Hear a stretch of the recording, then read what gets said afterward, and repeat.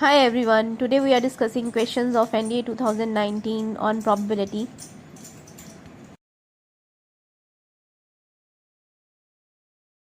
Moving on to the first question. The question is, a bag contains 20 books out of which 5 are defective. If 3 of the books are selected at random and removed from the bag in succession without replacement, then what is the probability that all 3 books are defective? Now guys, what he is saying, हमारे पास कितनी books हैं? 20 books हैं जिसमें से 5 defective हैं. तो हमने 3 books निकालनी है. 3 बुक्स निकाली गई and they are removed from the bag in succession without replacement. Without replacement means guys बीच में नहीं डाली, निकाली और डाली नहीं. Then what is the probability that all 3 books are defective? मतलब एक एक करके निकालते गए. एक निकाली, डाली नहीं, फिर दूसरी निकाली, फिर भी उसको रिप्लेस नहीं किया और फिर तीसरी निकाली. The question is very very easy guys. तो बुक्स डिफेक्टिव होनी चाहिए. तो 5 डिफेक्टिव है तो पहली बुक मैंने 5 में से ही निकाली होगी. और टोटल कितनी है? 20. अब क्या क्या सिखाया हुआ है? अलग अलग काम करते हो तो उनकी प्रोबेबिलिटीज को क्या करते हो? Multiply. So probability of the first book पहली निकाली तो 5 में से निकलेगी. 5 डिफेक्टिव में से टोटल कितनी है? 20. दूसरी निकालूंगी तो 4C1. अब यहाँ पे क्योंकि 1 ही है तो सीधा हम 4/19 कर देंगे क्योंकि एक बुक कम हो गई 20 में से. तीसरी डिफेक्टिव बुक भी डिफेक्टिव में से ही आने वाली है, 3 रह जाएंगी. सो 3/18. So when you solve this guys you will get the answer. Now ये तो कट ही गया 20. अब मेरे पास ये क्या आ रहा है? 1/6 into 19. So you will be getting 1/114 guys. अब जल्दी से इसको डिवाइड कर दो. Now when you are dividing it then you will be getting 0.008 something. So 87. So answer will be 0.009. So आपको ये डिवीजन करनी है बस.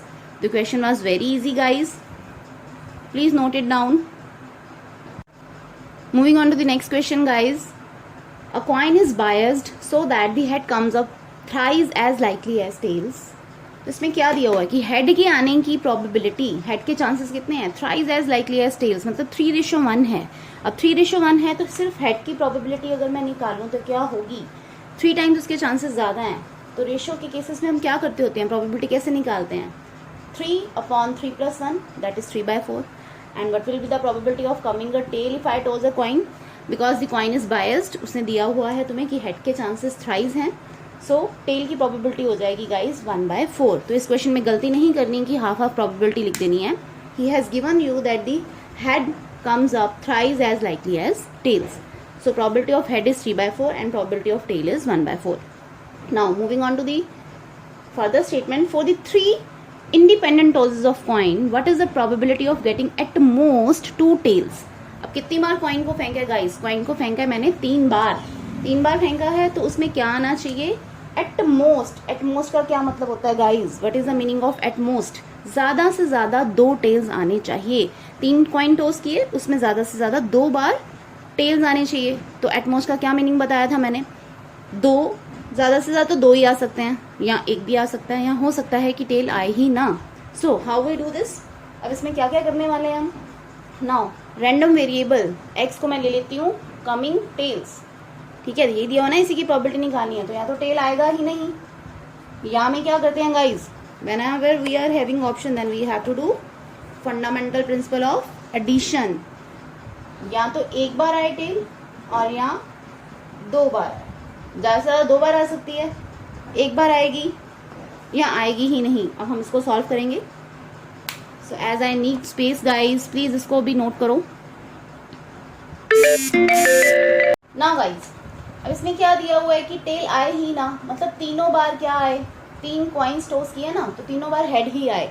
तो प्रोबेबिलिटी की हेड आए. अभी इंडिपेंडेंट इवेंट्स होती हैं, अलग अलग टॉसिंग करना, दैट आर इंडिपेंडेंट इवेंट्स. उसका पहले से कोई लेना देना नहीं है. बट अगेन जो प्रोबेबिलिटी में उसने हमें दिया हुआ है वो हम प्रोबेबिलिटी लिख चुके हैं कि हेड के आने के चांसेस थ्राइज हैं टेल से. नाउ पहले कॉइन पे भी हेड आए, दूसरे पे भी हेड आए, तीसरे पे भी हेड आए. क्या सिखाया हुआ है? मल्टीप्लाई कर दो. पहले कॉइन पे भी हेड आए 3/4, दूसरे पे भी हेड आए 3/4, तीसरे पे भी हेड आए 3/4. तो ये तो हमने किया पहला केस जब टेल आए ही ना.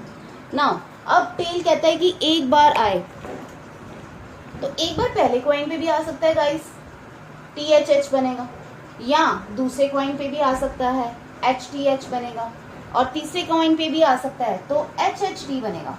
तो मैंने इसके 3 केसेस बनाए हैं ये, ठीक है। अब मुझे इन तीनों की प्रोबेबिलिटी निकालनी है, the probability that tail comes on one head, then on second और on third. So how we do, tail के आने की प्रोबेबिलिटी क्या थी गाइज, 1/4, हेड आए 3/4, 3/4। अब देखो हर किसी में क्या आने वाला है, यहाँ पे टेल आने वाला है, यहाँ पे टेल आने वाला है, तो सेम बनेगा। यहाँ पे 3/4, 1/4, 3/4, यहाँ पे 3/4, 3/4, 1/4।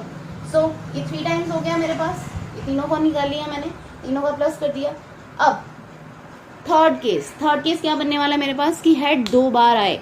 अब 2 बार कौन कौन से कॉइन्स पे आएगा, या तो पहले 2, या सेकंड और थर्ड, या थर्ड और first. So how we do, अगर तुम्हें स्ट्राइक कर जाता है तो तुम्हें ये सब कुछ लिखने की जरूरत नहीं होती, ऑरली करो बस इसको। अब इसके 3 केसेस क्या बनेंगे, 2 बार टेल आ रहा है, फर्स्ट सेकंड पे आ रहा है, या तो सेकंड थर्ड पे आएगा, या तो थर्ड और फर्स्ट पे आएगा, ठीक है। Now I am writing not again and again probability of this and this because we have to do in objectives. तो हमें लिखने के नंबर नहीं मिलने हैं, करने के नंबर मिलने हैं। सो 1/4 is the probability of tail, again 1/4 is the probability of coming tail on second coin, and 3/4 is the probability of coming tail on third coin. So how we move, अब यही आने वाला है 1/4, 1/4, 3/4, 1/4, 1/4, 3/4। अगेन ये भी क्या होने वाला है बच्चों, थ्राइस। सो अब हम तीनों को क्या कर रहे हैं, निकाल रहे हैं और प्लस कर रहे हैं। So first will be that is 27/64, यहाँ से मेरे पास आ गया 27/64, this is 7 guys, 27/64, and here again 3 times हो गया तो 27/64, and here I am having 9/64। Now add all this, 27 + 27 + 9/64, so you will be getting 54 + 9 guys, 63/64। so this is our answer। अब देखो सॉल्व किया हुआ है, अब साफ साफ नजर आ रहा है इनका डिफरेंस। देखो गाइज जब हम लेने वाले हैं तो 0.9 के पास आएगा, so direct answer is 0.98। Note it down guys. The question is clear to you. Again, if you are having any query, then you can ask me in the comment section. Moving on to the next question guys. He is saying if a coin is tossed till the first head appears, then what will be the sample space? वो कह रहे कि मुझे coin toast करना है जब तक head नहीं आ जाता। तो पहली पॉसिबिलिटी तो मैंने coin toss किया और head ही आ गया, क्लियर। तो बस इवेंट खत्म हो गई, सैंपल स्पेस सिर्फ यही बनेगा। बट अगर मैंने टॉस किया होता और टेल आ जाता, क्लियर गाइज, तो फिर मुझे टॉस करना पड़ता। अब अगेन इसके भी आगे 2 ऑप्शंस, दोबारा टॉस करती तो टेल के साथ हेड आ जाता तो मैं स्टॉप हो जाती। अदरवाइज अगर फर्स्ट पे टेल आता, दोबारा टॉस करना पड़ता तो टेल आ जाता, फिर मैं इसे फर्दर कंटिन्यू करती। मतलब tail on first coin, tail on second coin, अब दोबारा से टॉस किया, फिर से हेड आ गया तो स्टॉप हो गई, यहाँ पे स्टॉप हो रही हूँ मैं।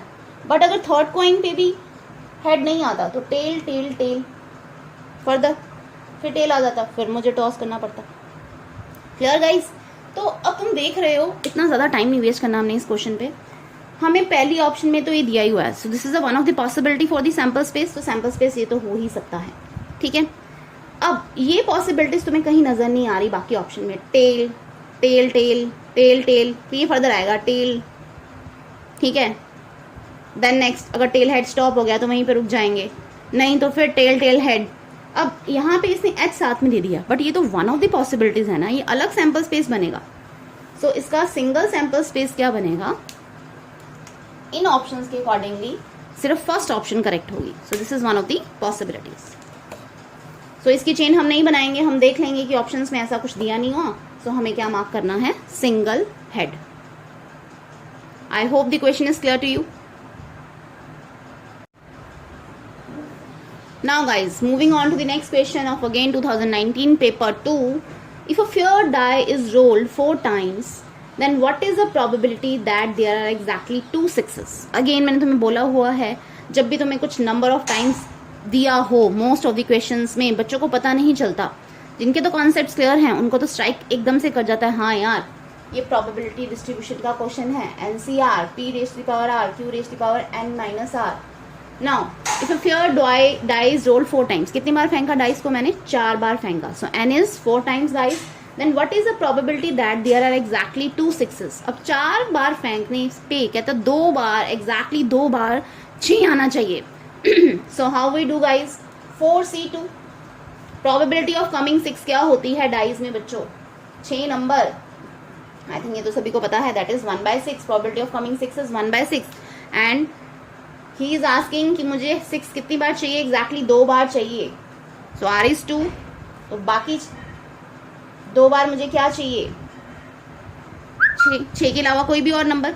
What is the probability of not coming 6? That is 1 minus 1/6. So here we are having 5/6 raised to the power 2.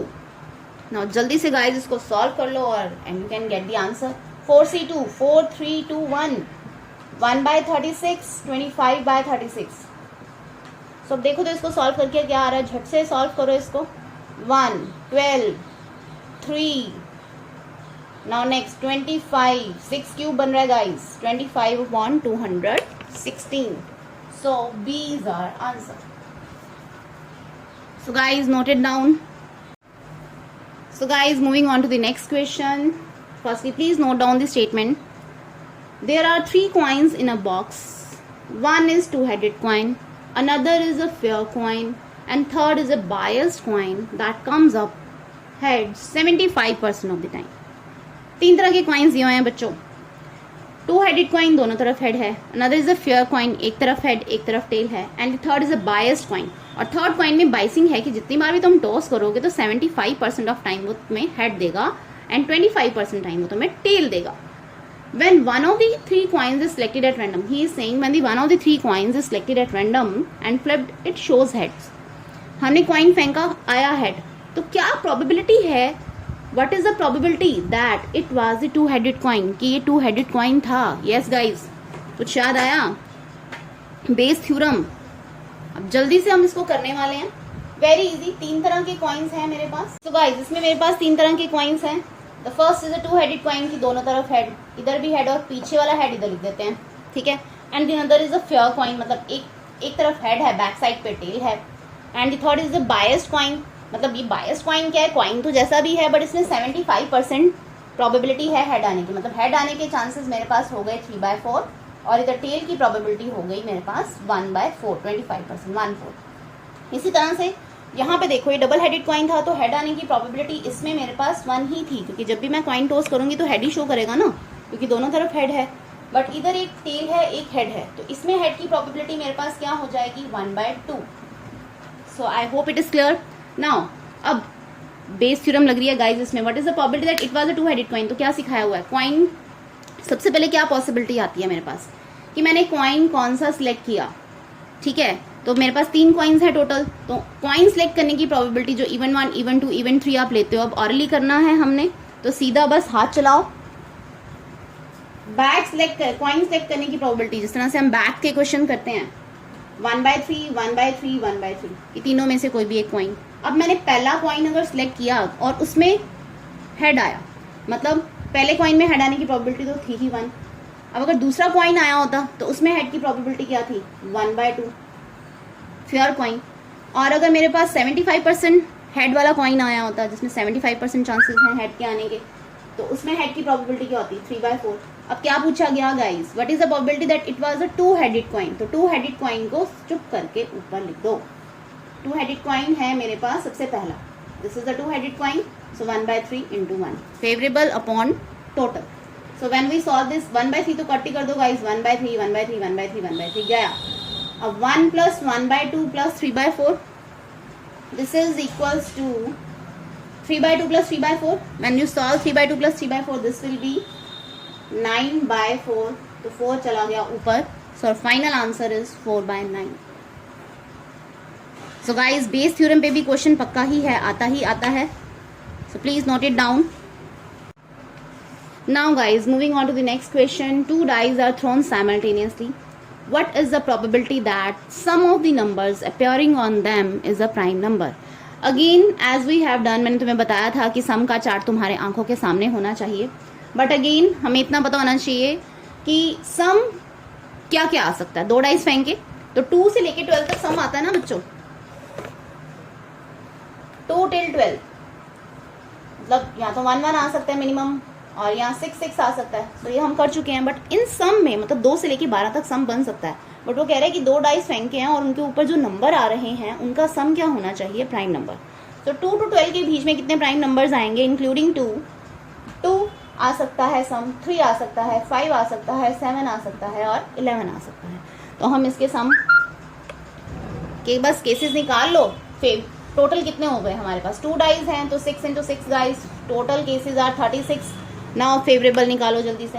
Now 2 कैसे बनेगा मेरे पास, 1 1 सिंगल पॉसिबिलिटी, 3 1 2 1 2, याद है मैंने कैसे सिखाया वो। देन 5 1 2 3 4 तक जाएगा, फिर 1 2 3 4। नाउ 7 1 2 3 4 5 6 तक जाएगा, देन अगेन 1 2 3 4 5 6। क्या कर रही हूँ मैं, 2 की पॉसिबिलिटी क्या होगी, पहले पे 1 दूसरे पे 1, 1 2 क्या है, पहले डाइस पे 1 दूसरे डाइस पे 2। Yes guys, what I am doing, how we get 2, 1 on the first die, 1 on the second die. How I get 3, 1 on the first die, second on the second die, 2 on the first, 1 on the second. तो इसी तरह से ये possibilities easily बन जाती हैं तुम्हारे पास। अब 11 कैसे बनेगा गाइज, अब 4 के साथ 7 तो आने नहीं वाला, सो दिस विल बी 5 6 6 5। सो ये टोटल केसेस गिनो कितने हो गए, 1 2 4 1 3 3 4 7 7 2 9 और 9 6 15। सो this is my answer. 15 cases में सम प्राइम नंबर बन रहा है फेवरेबल अपॉन टोटल, सो 15/36। अब इसको लोएस्ट टर्म्स में ले आओ गाइज,